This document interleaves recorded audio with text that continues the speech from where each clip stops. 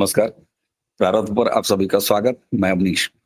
Channel आपने subscribe किया है, इसके लिए आपको बहुत-बहुत धन्यवाद। वीडियोज़ आप लाइक कर रहे हैं, लगातार लाइक कर रहे हैं। थोड़ी-सी संख्या और बढ़े तो और ज़्यादा धन्यवाद रहेगा।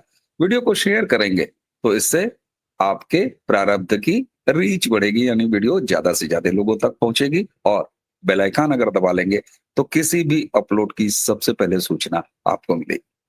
हमारे साथ व्यालोक जी हैं और आपको पता है कि जब व्यालोक जी प्रारब्ध पर आते हैं तो हमारे स्वागत की थाली ठीक उन सारी चीजों के साथ सजी रहती है। पुष्प, चंदन, अक्षत, रोली, माला और आजकल मैंने नारियल भी उसमें शामिल कर दिया है। तो ये सारे स्वागत के सामान लेके व्यालोक जी का बहुत बहुत स्वागत। नमस्कार। प्रारब्ध के सभी दर्शकों श्रोताओं को नमस्ते, संपादक जी को प्रणाम। आप सभी की दिवाली कैसी रही? शुभ रही होगी, मुझे उम्मीद है। और आने वाले छठ की आप सभी को बहुत बहुत बधाई, शुभकामनाएं। शुभकामनाएं। और सर, दर्शकों, जैसा कि कल सुबह हम लोगों ने दिन का पहला वीडियो किया था कि साहब हम तो बजाएंगे, तो वाकई जो आपके पास भी सूचनाएं होंगी, जो हमारे पास सूचना है कि लोगों ने खूब बजाई है, खूब बजाई है, खूब बजाई है। और दीपावली का त्योहार बहुत अच्छे तरीके से मनाया गया है। आज हम चर्चा करेंगे बिहार चुनाव की। और बिहार चुनाव में तो ब्यालोक भाई, ये परसों की बात है। मैं अपने शहर गोरखपुर में था दीपावली के लिए। और मैं ड्राइव कर रहा था। अचानक ड्राइव करते करते मैं एक ऐसे रेलवे ट्रैक के पास पहुंचा जो दिल्ली से चल के बिहार की तरफ जाती है। तो बगल में मेरी नजर पड़ी तो एक मालगाड़ी जा रही थी और उस मालगाड़ी में ये लदा हुआ था। 9 सेकंड का ही फुल वीडियो में शूट कर पाया, अंत के 3-4 डब्बे। और उसके बाद अचानक गार्ड जी का डब्बा आया। लेकिन यकीन मानिए, ये पूरी ट्रेन मेरे नजरों के सामने से गुजरी और बिहार की तरफ जा रही थी, जिस पर बुलडोजर लदे हुए थे। तो मेरे मन में आया कि यार, ये इतने सारे बुलडोजर जाके क्या बिहार में खाली हो जाएगी? ये पूरी ट्रेन बिहार में उतर जाएगा बुलडोजर। अच्छा, इसकी एक वजह भी थी। इसके ठीक 1 दिन पहले या 2 दिन पहले, अगर सब हमको याद हो, तो योगी आदित्यनाथ की एंट्री हो चुकी थी बिहार के विधानसभा चुनाव में। उन्होंने सहरसा, मेरे ख्याल से अगर गलत नहीं हूं तो, जो सीमांचल से सटा हुआ है, सहरसा और एक और जगह जहां राम कृपाल यादव जहां से चुनाव लड़ रहे हैं, दानापुर आई थिंक। तो दानापुर और सहरसा, इन दो जगहों पर रैलियां हो गई थी। जब मैंने पता किया कि साहब ये योगी जी की एंट्री बिहार के चुनाव में कैसी रही, तो लोगों ने कहा कि, और मुझे जानकारी मिली कि साहब कोई ऐसी सीट नहीं है, कोई ऐसा उम्मीदवार नहीं है एनडीए का जो ये ना कह रहा हो कि भैया ऐसा है, बाकी सब छोड़ो, योगी जी की एक रैली हमारे यहाँ लगवा दो। फिर कल जब एक अंतिम लिस्ट मेरे ख्याल से निकल के आ गई आरजेडी की, तो मैंने ये देखा कि कितने मुसलमानों को टिकट मिला है। अब ये सारे संबंध मैं जोड़ूंगा। मैं नमक हराम जो गिरिराज किशोर ने कहा है वो भी जोड़ूंगा। और उसके बाद आपके दरभंगा, जो आपका गृह नगर है, वहां के सांसद हैं या कहीं और के सांसद है मैं नहीं जानता, वो यादव जी, उन्होंने कहा है तौबा तौबा कर लो, मैं वो भी बताऊंगा। अब मैंने फिर देखा कि भाई लालू की पार्टी ने कितने मुसलमानों को टिकट दिया। तो 143 अब तक जो मेरे जानकारी में है, उसमें से केवल 9 मुसलमानों को टिकट दिया है ना? तो और जबकि कांग्रेस ने अपने 60 में से 10 मुसलमानों को टिकट दिया है। फिर मैंने कहा कि जरा देखूं एनडीए के खेमे में क्या चल रहा है। तो एनडीए में कुल 5, और 5 में से 4 जो है जेडीयू ने दिया है, 1 दिया है चिराग पासवान ने, और बीजेपी ने वो दिखा दिया है ठेंगा। जबकि अभी की जो विधानसभा की स्थिति है, उसमें 243 सदस्यों वाली विधानसभा में कुल 19 मुसलमान विधायक है। मैं इतना हिंदू मुस्लिम क्यों कर रहा हूं, ये बहुत जरूरी है। मैं एक बात कहता हूं व्यालोक जी, कि 2014 से 2019 2024 एक परिवर्तन हुआ है कि भारतीय जनता पार्टी ने या एनडीए की राजनीति ने भारत में वोट बैंक को न्यूट्रलाइज कर दिया है। कभी नहीं चाहता साहब कि भारत में भाजपा की सरकार आए, दूसरी बार आ जाए, तीसरी बार फिर आ जाए, कोई सवाल ही नहीं। उसके बाद भी बार बार भाजपा की सरकार आ रही है, प्रदेशों में भाजपा की सरकारें आप देख लीजिए। तो क्या ये साबित नहीं होता वोट बैंक को न्यूट्रलाइज कर दिया है? उसके बाद बिहार जैसी जगह पर जिस तरीके से तो भाजपा ने एक भी टिकट नहीं दिया, और एनडीए से कुल 5 टिकट। और तो और आरजेडी ने आप देखिए क्या किया है। हाँ, कांग्रेस अब तक 60 में से 10 देके अपने आप को लश्कर कांग्रेस साबित कर रही है। सीमांचल में ओवैसी की पार्टी भी लड़ रही है। प्यालोक जी, क्या अब ये खुल के स्वीकारा जाने लगा है कि भारत में अगर रहना है तो भारत भारत कहना है?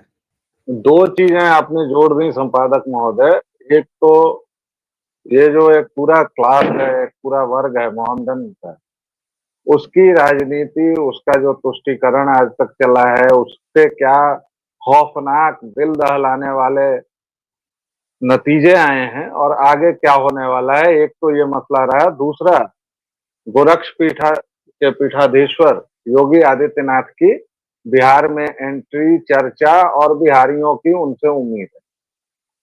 देखिए साहब, एक बड़ा बेतुका बयान मैं दे रहा हूं। मेरे आज तक के इतिहास भूगोल को देखते हुए मैंने कभी किसी नेता को इंडोर्स नहीं किया है, आज तक नहीं किया है, प्रोफेशनली छोड़। लेकिन मैं एक बिहारी के नाते आपको बताऊं कि बिहारियों को अब योगी आदित्यनाथ ही चाहिए। अब दिक्कत यह है कि योगी आदित्यनाथ तो एक ही है। योगी आदित्यनाथ दो चार रहते तो भाई अलग अलग स्टेट में बैठा दिया जाता है। बिहारियों के साथ छल क्या हुआ है वो मैं बता रहा हूं कि बिहारियों ने लालू के जंगल राज से तो मुक्ति पा ली, लेकिन ये जो सेकुलरिज्म वाली बीमार मानसिकता है ना, इससे पूर्णतः मुक्त नहीं हुए, क्योंकि यहाँ इशरत के अब्बू नीतीश चार लगातार सत्ता में बने रहे और भाजपा उसकी पालकी धोती रहे। इस पर बहुत बार बातचीत हम लोगों में हो चुकी है, क्यों ढोया, कैसे ढोया, भाजपा अकेले काहे नहीं लड़ती है जी, भाजपा में काहे नहीं मोदी जी वा सफेद घोड़ा पर और शाह जी वा काले घोड़े पर, और एकदम सिरस्त्राण और तलवार वगैरह से लेके और यलगार करके ढिक ढिक करते हुए क्यों नहीं हो जाता है। ये सारी बातें हो चुकी हैं, इस पर बात करने का कोई मतलब नहीं है।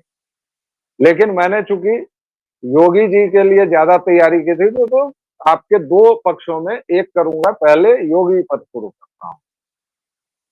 देखिए, बिहार में केवल दो सभाएं हुई हैं और मैंने परसों इसी प्रारंभ के मंच पर कहा था कि he came, he saw, he conquered. Yogi came, Yogi saw and he conquered. मात्र दो सभाएं हुई हैं और आप खुद बता रहे हैं कि हर एक जगह से डिमांड है भयंकर वाली कि नहीं नहीं योगी तो चाहिए ही, योगी तो दे ही दो, योगी तो चाहिए ही। क्यों ये डिमांड आ रही है, पहली बात। दूसरी बात कि योगी आखिर ऐसा क्या कर रहे हैं जिससे उनकी ऐसी डिमांड हो रही है, क्यों आ रही है? क्योंकि बिहार की मिट्टी में राम की गूंज और योगी की गर्जना मिल रही है, इसलिए ये डिमांड आ रही है। क्योंकि बिहारियों को समझ में आ चुका है कि ये मंकी वाली बैलेंसिंग एक्ट जो है वो नहीं चलेगा। देखिए, सियासत है, बिहार की हो कहीं की भी हो, जब जब चुनावी मौसम आता है कुछ स्टार प्रचारक होते हैं, सूची निकलती है बाकायदा कि ये हमारे स्टार प्रचारक हैं। कुछ बाहरी नेता होते हैं जिनकी पूरी देश में मांग होती है। अभी तो मुझे लगता है कि केवल एक मोदी जीवा और योगी जीवा है जिनकी पैन इंडिया डिमांड है। बाकी थोड़ा बहुत राहुल के चमचे वमचे करते हैं, बाकी मुझे नहीं लगता कोई ऐसा नेता है जिसकी पैन इंडिया डिमांड हो।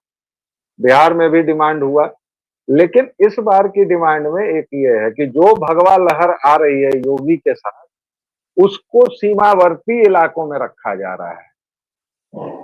क्यों? क्योंकि योगी के साथ त्रिकोण चल रहा है। तीन मुद्दे हैं, योगी खड़े होते हैं तो होता है। हिंदुत्व की हुंकार, वोटों का गणित, सांस्कृतिक प्रतीकवाद। ये तीनों चीजें योगी में बिल्कुल साथ साथ मिलती हैं। आप हिंदुत्व के मुद्दे पर योगी से बेहतर किसी को नहीं करवा सकते हैं। विकास की जो झलक है वो आप देख ही रहे हैं। आपके बुलडोजर पर भी आऊंगा, आपके उस पर भी आऊंगा, उन तमाम लोगों पर आऊंगा। अब मैं ये बताना चाहता हूं कि जो सांस्कृतिक प्रतीकवाद है, योगी डजंट मीन हिज वर्ड। वो सिंपली कहते हैं कि आप अगर गजवाए हिंद करोगे तो जहन्नुम रसीद होगे, आप अगर संभल में गड़बड़ करोगे तो आपके साथ पूरी सख्ती आ जाएगा, आप अगर बदमाशी करोगे, सड़कों पर लगोगे तो भी दिक्कत अगर आप फैलाएंगे, आप अगर इस पूरे राज्य में कहीं भी गड़बड़ करेंगे, और वो उन्होंने साबित किया है। बिहार के लोगों की आकांक्षा वही कि हमें यही चाहिए। और इसीलिए आपने 2 सभाओं का नाम लिया ना, दानापुर से सब आप सहरसा आइए। क्यों किया? दानापुर में तो किया, चलिए रामकृपाल यादव हैं, लेकिन दानापुर से शुरू क्यों किया? क्योंकि वो मीसा का क्षेत्र भी है। रामकृपाल ने पहली बार जो हराया था मीसा भारती को, तो वो रामकृपाल यादव ने ही हराया था। यादव बहुल क्षेत्र है, मुस्लिम यादव गठजोड़ है, तो शुरुआत वहां से की और पहुंच कहाँ गए? सीधे सहरसा। सहरसा क्या है? सीमावर्ती क्षेत्र है, मुस्लिम डोमिनेंस वाला इलाका है। और वहां जाके योगी आदित्यनाथ क्या कह रहे हैं? योगी आदित्यनाथ की बोली में, उनके लहजे में क्या कोई परिवर्तन आया? कहीं भी कोई परिवर्तन नहीं आया।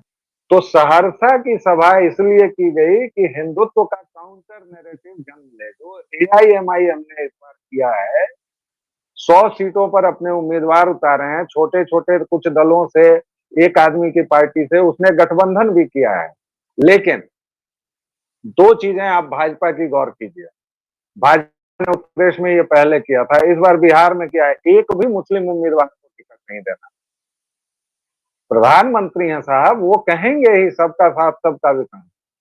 उनके पास चारा नहीं है, वो पूरे देश के प्रधानमंत्री हैं। उनको दूसरे विरोधी कह लेते हैं भाई कि 33% के प्रधानमंत्री हैं, नॉट माय प्राइम मिनिस्टर। हम उन्हीं के स्तर पर उतरेंगे क्या? फिर आप में उनमें क्या अंतर रहा? भाई शर्म अल शेख में जब मनमोहन जी को कहा गया देहाती औरत, तो किसने काउंटर किया? उस समय का नरेंद्र मोदी का। भाषण उठाइए। तो आप उनको आप नहीं, भाई वो प्रधानमंत्री हैं, वो नहीं कहेंगे कि 24 करोड़ मुसलमानों को कुछ नहीं। और यहीं से नमक हरामी वाली बात शुरू होती है, जिस पर मैं आगे बोलूंगा। लेकिन योगी फैक्टर में एक और चीज है, एक त्रिकोण मैंने बताया था, एक और 3 पॉइंटर देता हूं, एक और त्रिकोण देता हूं। योगी की पहचान क्या है और योगी जो भाषण देते हैं उसमें क्या होता है? योगी का य जो है वह कठोर वर्ण में आता है हिंदी के, योर लव श। अब मैं उसमें नहीं जाऊंगा व्याकरण में। और वो जो बातें करते हैं वो 3 शब्दों उनके इसमें प्रमुख रहते हैं, राम, राष्ट्र और रौद्र रूप, हिंदुओं का। वह मिनमिनाते नहीं है, वह ये नहीं कहते हैं कि बकरी है, ये है, वो कह भी चुके हैं शायद कि मैं गांधी नहीं हूं।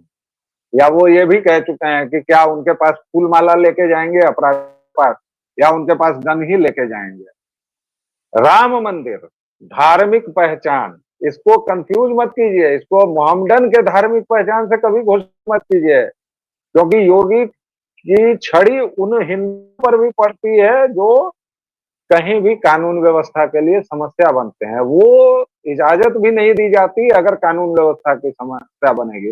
राम, धार्मिक पहचान और विकास का दावा।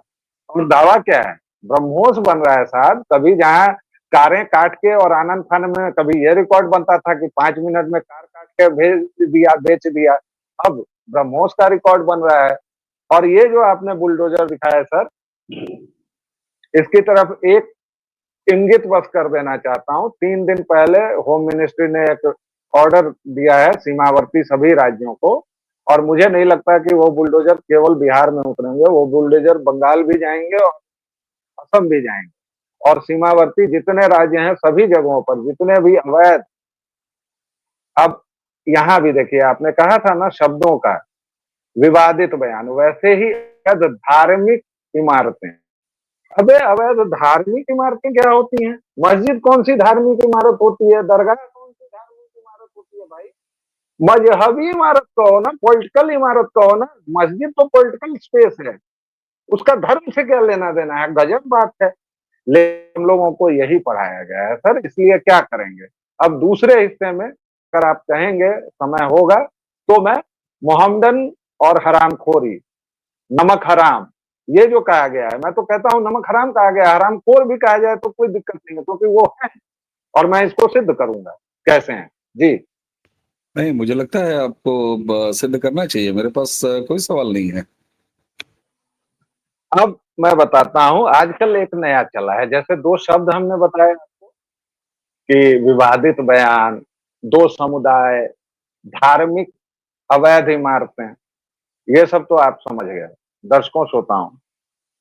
एक हमारे संपादक जी के बड़ी प्रिय मित्र हैं पजामा शेरवानी, उन्होंने कल फिर से, उनको तो रोज एक नया जख्म ओवैसी जी के शब्दों में जख्म मिलता है वक़्फ़ की तर्ज पर, तो एक नया जख्म कल फिर मिला। उन्होंने कहा कि वो जख्म उनका तब से चालू है जब से गरबा में इस बार हुआ, इस बार क्या बहुत बार से हो रहा है कि भाई गोमूत्र पिलाओ, तिलक लगाओ, धार्मिक पहचान बताओ और कुछ नहीं तो उनके आधार कार्ड ले लो ताकि कोई जिशान बुड्ढू बन के लव जिहाद ना कर सके। अब उनका आया है कि मुसलमानों को कैंसिल किया जा रहा है, मुसलमानों को कैंसिल किया जा रहा है, इससे बड़ा चुटकुला मैंने नहीं सुना है मैडम। भाई आप लोग चाहते क्या हैं? 47 में आपने हरामखोरी, नमक हरामी दोनों की, और आप तो कहते हैं कि हमारा कोई देश नहीं है, हमने नमक नहीं खाया है। आप किसी भी मियाँ भाई से पूछ लीजिए आप, अरे अब तो शब्द क्या-क्या निकालूँगी भाई, तुम्हारा माबूद यानी जिसके सामने सर झुकाया जा सकता है, वो तुम्हारा देश है क्या? उनका क्या जवाब होगा बता दीजिएगा। अल्लाह के आगे ये सर, अल्लाह के सिवा किसी के आगे नहीं झुकता। लेकिन वही पाकिस्तानी भिखारी यूएई के शाह के सामने तो बिछा हुआ था, दंडवत था, और जब अमेरिकी राष्ट्रपति की बगल में खड़ा था नौकर शाहबाज, तो बस एक पट्टा मैं मिस कर रहा था, वरना तो बाकी कुछ नहीं। ले ले ले मोती है, तू से ज्यादा तो ट्रंप ने इससे कम तो नहीं किया शाहबाज का। तो काहे का झुकना और काहे का ये करना। अब आपको बताता हूँ दूसरा, गिरिराज सिंह ने क्यों कहा और वो चीजें। आप किसी भी सरकारी योजना में चले जाइए, सारे लाभार्थी 80% कौन होंगे? डर के मारे आप किसी सरकारी अस्पताल में नहीं जा सकते, वहां इतने टेंट कनात, इतनी घूमती फिरती चलती नजर आती हैं, और आपको डर लगता है भाई, टेंट कनातों से डर लगता है। क्या पता आपका एक छोटा बच्चा है, कोई उसी टेंट कनात में रख के चला जाए, क्या पता क्या कर दे। टेंट कनातों को ना आप छूने देंगे, ना उनकी तलाशी लेने देंगे, तो फिर कैसे नहीं डर लगेगा। उस पर भी है आपकी पजामा शेरवानी का, किसी के बाप का पैसा नहीं है, हर एक नागरिक एकदम मेहनत करके देता है, वो वाला पैसा मोदी जी वा देता है, योगी जी वा देता है, किसी के बाप। अरे ससुर, कितने मियाँ भाई आईटी देते हैं भैया, इनकम टैक्स। तुम्हारे सारे धंधे जो हैं वो गैर कानूनी है, क्योंकि तुम्हारा कोई कागज पत्तर कभी नहीं रहता है, तुमको तो कागज से दिक्कत है। अरे पंचर की दुकानों का रजिस्ट्रेशन होता है क्या? कार मैकेनिक दुकानों का रजिस्ट्रेशन होता है क्या? जो अभी योगी जीवा ने ढाहा, इतना बड़ा जो अवैध बाजार था, अरबपति लोग थे जो रातों रात उसको उठवाया योगी जीवा ने। तो आपके धंधे कौन से लीगल हैं? फल वालों का रजिस्ट्रेशन होता है क्या? इनकम टैक्स देते हैं क्या? और आजादपुर सब्जी मंडी से लेके सभी जगह, मैं जब दुर्गा पूजा में निकलता हूँ या कभी भी फल लाने के लिए, तो मुझे एक हिंदू फल वाला खोजने के लिए कितने मिट्टी, कितने लीटर पेट्रोल जलाना पड़ता है वो मैं जानता हूँ। आपसे शुद्धता की तो मुझे अपेक्षा नहीं रहती, लेकिन आपकी गंदगी बहुत मानीखेज है। आप इस देश के प्रति प्रतिबद्ध नहीं है। अंतिम लाइन, अगर आपकी निष्ठा देश के प्रति नहीं है तो आप नमक हराम भी हैं, और इसके खिलाफ कोई तर्क नहीं चलेगा। और आपको इस देश के हिंदू पालते हैं, इस गुमान में मत रहिए कि पूरे देश के लोग देते हैं। पूरे देश के लोगों ने 1947 में तय नहीं किया था, आपने माँ भारती का आंचल फाड़ा था, क्योंकि आपके लिए माँ भारती कोई एंटिटी नहीं है, कोई अस्तित्व नहीं है उसका। और आप अभी भी इस देश में 1000 पाकिस्तान बनाने पर आमादा हैं। आपके जो तथाकथित चिंतक हैं, पजामा शेरवानी टाइप या फवाद अख्तर टाइप, उनके हिसाब से कभी मैंने एक लफ्ज नहीं सुना बामियान बुद्ध को गिराए जाने के खिलाफ, एक लफ्ज नहीं सुना हिंदुओं के प्रोसिक्यूशन पर, एक लफ्ज नहीं सुना बांग्लादेश में। लेकिन ये जरूर सुना हर एक से कि बांग्लादेश रिपीट हो जाएगा। काहे रिपीट हो जाएगा? तुम्हारे बाप का राज है क्या? क्यों रिपीट हो जाएगा बे? और सचमुच बहुत दिक्कत है यार, तो तौबा तौबा का मुकाम करो और जाओ यार यहाँ से, जाओ ना। इस देश में तुमको किसने, जैसे अवनीश भाई रोज चंदन फूल अक्षत नैवेद्य लेके मेरा स्वागत करते हैं। तुम्हारा किसी ने स्वागत किया है? तुमने अपना फैसला ले लिया था। और गिरिराज किशोर अभी भी चूंकि मंत्री हैं, कुछ उनकी अभी भी सीमाएं हैं, मेरी सीमा नहीं है, आप लोग यही जी। बिल्कुल साहब। और इसीलिए कम से कम एक क्लैरिटी आ रही है भारत की राजनीति में 2014 से, और इसीलिए भारत की राजनीति जो 2014 से बदली है, मैं उसको सत्ता परिवर्तन मात्र नहीं कहता हूँ, सांस्कृतिक क्रांति हुई है, सांस्कृतिक सत्ता परिवर्तन कहता हूँ। क्योंकि अब आपने मुसलमान वोट बैंक उसको न्यूट्रलाइज किया है, लगातार कर रहे हैं। और बिहार में किसने कल्पना की थी? मैं बड़े स्पष्ट रूप से कह रहा हूँ, ये बदला हुआ बिहार है। और बदले हुए बिहार में अब क्लियरिटी है। क्लियरिटी क्या है कि भाई साहब आप जो है आपको वो बताया जाएगा। और बिहार के चुनाव में योगी आदित्यनाथ जो कि सिंबलाइज कैसे होते हैं और किसको लेके होते हैं, ये व्यालोक जी ने बहुत बेहतर बताया। तो अब आप इस बात से मुतमईन हो सकते हैं कि हमारी भारतीय राजनीति में एक क्लियरिटी आ रही है, और ये क्लियरिटी बड़ी जरूरी है। बहुत हो गया हमने कंफ्यूजन की राजनीति में अपना भविष्य तलाशने का प्रयास किया है, और शायद यही वो कारण रहा है कि बहुत से ऐसे इलाके, बहुत सा समाज का ऐसा हिस्सा अभी भी कंफ्यूज है। इसलिए न इधर न उधर, या तो इधर या तो उधर, बीच वाले डिवाइडर पर चलोगे तो दोनों तर लेन से आती हुई गाड़ियां आपके ऊपर आके चढ़ जाएंगी, इसलिए ये खतरा है। तो योगी आदित्यनाथ फैक्टर राजनैतिक रूप से भी महत्वपूर्ण है और सांस्कृतिक रूप से भी महत्वपूर्ण है। जब मैं सांस्कृतिक कहता हूँ, संस्कृति कहता हूँ, तो भारत की संस्कृति सनातन के अलावा और कुछ होती नहीं जी। मैं बस आपसे एक मतभेद रखते हुए कहूंगा कि इसमें राजनीतिक बेहद बेहद कम है। ये पूरा का पूरा सांस्कृतिक मामला है, सांस्कृतिक पुनरुत्थान का मामला है। योगी की सभाएं उन 64 सीटों पर जरूर ही रखी गई हैं जहां ओवैसी ने गठबंधन करके अपने प्रत्याशी खड़े किए हैं। यानी यह काउंटर नैरेटिव है और इसी की कमी थी। आज तक हिंदुत्व केवल बचाव करता रहा, हिंदुत्व आक्रामक नहीं हुआ। ये सबसे बड़ा अंतर इस बिहार चुनाव में मैं देख रहा हूं कि हिंदुत्व पूरी तरह आक्रामक है। प्रधानमंत्री जी अपना काम कर रहे हैं और बाकी उनकी जो पॉलिटिकल पार्टी है वो अपना काम कर रही है जी। Sorry for interfering. बिल्कुल, और ये मात्र संयोग है कि इस समय बिहार में विधानसभा चुनाव चल रहा है। दर्शकों, आज की ये चर्चा कैसी लगी है, इसके बारे में आप नीचे कमेंट जरूर कीजिएगा। व्यालोक जी आज आपने समय दिया, इसके लिए आपको बहुत बहुत धन्यवाद।